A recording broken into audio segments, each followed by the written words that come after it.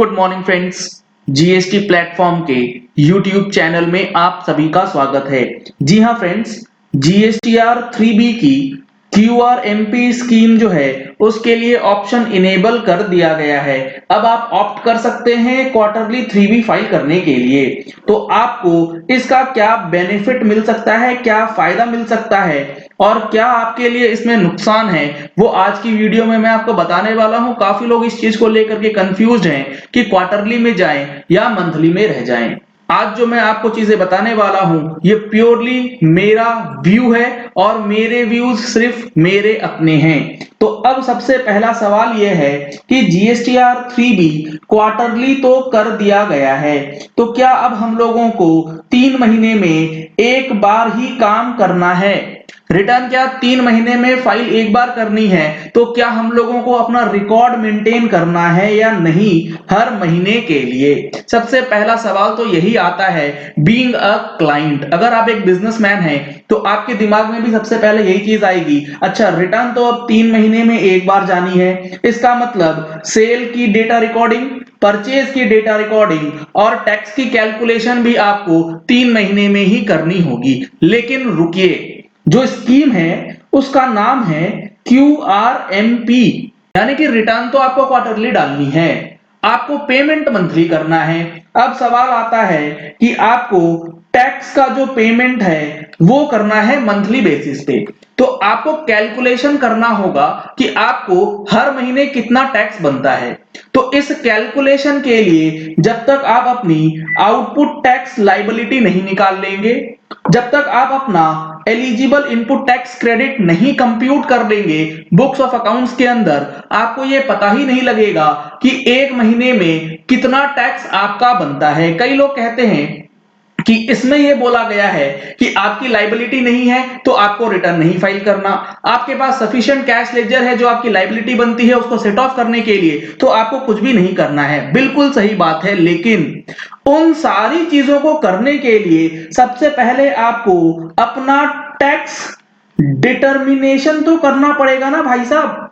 Tax determination करने के लिए आपको अपने रिकॉर्ड को मेंटेन तो करना ही पड़ेगा। तो पहला मिथ कि अब हम लोगों को 3 महीने में एक बार चार्टर्ड के पास जाना है या फिर अपने अकाउंटेंट को रिकॉर्ड्स देना है, ऐसा कतई नहीं है। आपको रिकॉर्ड्स अभी भी मंथली मेंटेन करना ही पड़ेगा, क्योंकि वहीं से आपकी आउटपुट लायबिलिटी डिटरमाइन होगी और उसी से आपके परचेज का इनपुट टैक्स क्रेडिट होगा। अब यहां से दूसरा सवाल खड़ा होता है। दूसरा सवाल कौन सा? दूसरा सवाल ये कि जो हमने इनपुट टैक्स क्रेडिट क्लेम करना है उसके लिए अब क्या नियम बना दिए गए हैं। लेट सपोज आप हैं क्यूआरएमपी स्कीम में, आप जिससे परचेज करते हैं वो भी है क्यूआरएमपी स्कीम में। हो सकता है कि आप भी हैं क्यूआरएमपी, सामने वाला भी है क्यूआरएमपी। अब सवाल आता है, लेट सपोज जनवरी 21 की आप अपना टैक्स डिटर्मिनेशन करने के लिए बैठे। जब आपने टैक्स डिटर्मिनेशन किया तो आउटपुट तो आपने अपने सेल इनवॉइस को रिकॉर्ड करके निकाल लिया। अब इनपुट टैक्स क्रेडिट के लिए आप जैसे ही 2B को देखने चले गए, वहां पर आपको पता लगा कि एक भी इनवॉइस जो है वहां पे शो नहीं हो रहा है। क्यों नहीं शो हो रहा है? क्योंकि आपका जो सप्लायर है वो है क्यूआरएमपी।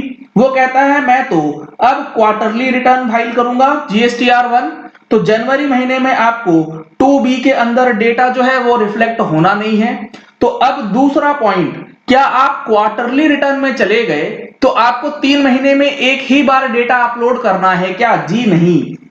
अगर आपका कोई B2B सप्लाईज है तो आपको IFF फैसिलिटी एक एडिशनल फॉर्म दिया जाएगा, यानी कि यहां पर काम कम नहीं होगा, काम आपका बढ़ने वाला है। जीएसटीआर 1 तो आपको भरनी ही है, साथ ही साथ आपको हर महीने इनवॉइस फर्निशिंग फैसिलिटी भी भरनी होगी। और ये जो और इनवॉइस फर्निशिंग फैसिलिटी है ये ऑप्शनल है, ये मैंडेटरी नहीं है। ऑप्शनल का मतलब क्या? अगर आपका B2B इनवॉइस है तो आप चाहें तो इन इनवॉइसेस को IFF में अपलोड कर सकते हैं। अगर आप अपलोड कर देंगे तो आपके रिसीवर को ITC मिल जाएगा, अदरवाइज उसे ITC लेने में दिक्कत आ सकती है।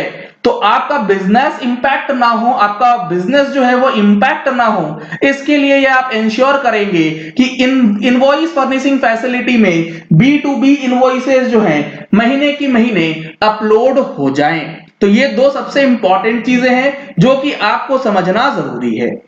इसी सारी चीजों को अगर आप सिंपल टर्म्स में पढ़ना चाहते हैं, हर एक नोटिफिकेशंस को अच्छी तरीके से समझना चाहते हैं, तो हमारा जो दिसंबर एडिशन है, दिसंबर 2020 का जो मंथली टैक्स मैगजीन का एडिशन है, जो कि स्पेशल कवरेज करता है न्यू जीएसटी रिटर्न्स की, इसकी सब्सक्रिप्शन आप ले सकते हैं। इसके अंदर काफी सिंपल टर्म्स में आपको चीजें बताई गई हैं और उसको एक्सप्लेन किया गया है अलॉन्ग विथ एग्जांपल्स। सब्सक्रिप्शन लेने के लिए आपको किस नंबर पे कॉल करना है? सब्सक्रिप्शन लेने के लिए आपको नंबर्स स्क्रीन पे दिखाए गए हैं, इन नंबर्स पे कॉल करके आप सब्सक्रिप्शन ले सकते हैं और मंथली टैक्स मैगजीन जो दिसंबर महीने की है इसका फुल बेनिफिट ले सकते हैं। इसी के साथ जो एक और अनाउंसमेंट है आप लोगों के लिए कि फाइनेंशियल ईयर 18-19 का जो जीएसटीआर 9 और 9C फाइल होना है, जिसकी ट्रेनिंग सेशन 13 दिसंबर 2020 को ऑर्गेनाइज करी गई है। अगर आपने अभी तक रजिस्ट्रेशन नहीं कराया है तो नंबर्स आपको स्क्रीन पे दिए गए हैं, इन नंबर्स पे कॉल करके आप रजिस्ट्रेशन करा सकते हैं वेबिनार का। अब यहां पर तीसरा सवाल है कि अगर हमने QRMP ले लिया तो क्या हम लोगों को पेमेंट हर महीने करना ही होगा क्या? तो यहां पर आपको समझना होगा पेमेंट करना तब है जब आपकी लायबिलिटी बने। अगर आपकी लायबिलिटी बन जाती है तो उसको पेमेंट करने के लिए दो मेथड दिए गए। ये जितनी चीजें मैं आपको बता रहा हूं ये सिर्फ और सिर्फ क्वार्टरली वालों के लिए। अगर आप मंथली में जाते हैं तो आपको जैसे पहले काम करते थे सेम टू सेम उसी तरीके से करना है। सिर्फ उसमें बदलाव क्या होगा? उसमें बदलाव ये होगा 3B तो आपको मंथली डालना है, लेकिन आपका जो GSTR1 है वो एडिशनली आपको मंथली फाइल करना पड़ेगा। काम आपको सारे हर महीने करने ही हैं, चाहे आप क्वार्टरली में रहें चाहे आप मंथली में रहें। उसमें मंथली स्कीम के अंदर बेनिफिट ये रहेगा कि आपकी जो एक्चुअल टैक्स लायबिलिटी है उसका पेमेंट आप कर सकते हैं, या फिर अगर आपका कोई इनवॉइसेस है B2B तो वो क्वार्टरली की जगह पे आपको मंथली डालना पड़ेगा। अच्छा, अब QRMP स्कीम में अगर आप जाते हैं तो उसका बेनिफिट सिर्फ और सिर्फ लिमिटेड लोगों के लिए हो सकता है। अगर आप अपनी कैलकुलेशन पिछले क्वार्टर की कर लें और अपने एडवांस एस्टिमेट्स लगा पाएं कि मेरा अगले क्वार्टर का बिजनेस सीजनल बेसिस पे चलने वाला है या फिर वो थोड़ा सा कम रहने वाला है, तो अकॉर्डिंगली आपको डिसाइड करना होगा। इन जनरल मंथली स्कीम में आप जाते हैं तो आपको कैलकुलेशन से छुटकारा मिलेगा। सिर्फ एडिशनल बोझ जो आपके ऊपर पड़ने वाला है वो है GSTR1 मंथली।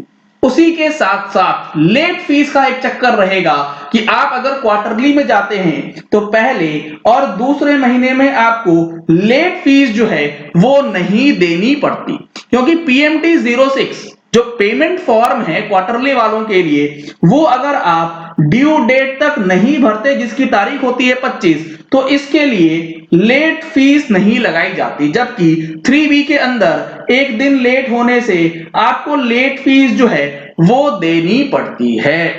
तो यहां पर लेट फीस का एक आपको दिक्कत हो सकती है, लेकिन यहां पर भी इंटरेस्ट का जो अमाउंट है उसकी जिम्मेवारी क्वार्टरली रिटर्न में जो है वो आने वाली है, अगर आपने ड्यू डेट तक अपनी लायबिलिटी को पे नहीं किया।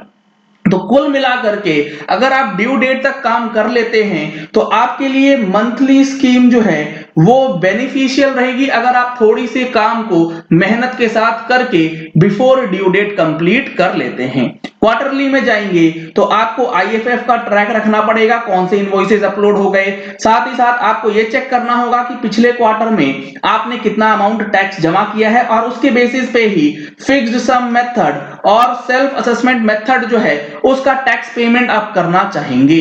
तो इन दोनों मेथड्स के बारे में भी मैगजीन में आपको अच्छी तरीके से बताया गया है।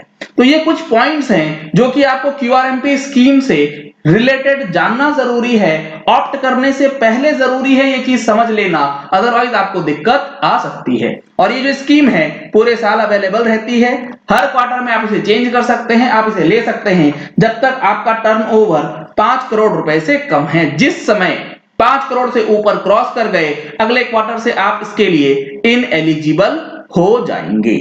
तो चलिए इसी क्विक अपडेट के साथ इस वीडियो को यही एंड करते हैं। आशा करते हैं कि आपको ये वीडियो पसंद आया होगा। अगर आपको ये वीडियो पसंद आया तो इस वीडियो को लाइक और शेयर करना मत भूलिएगा, ताकि मैक्सिमम लोगों तक इंफॉर्मेशन पहुंच जाए कि जीएसटी के अंदर जो न्यू स्कीम है वो किसके लिए बेनिफिशियल है और किसके लिए नहीं।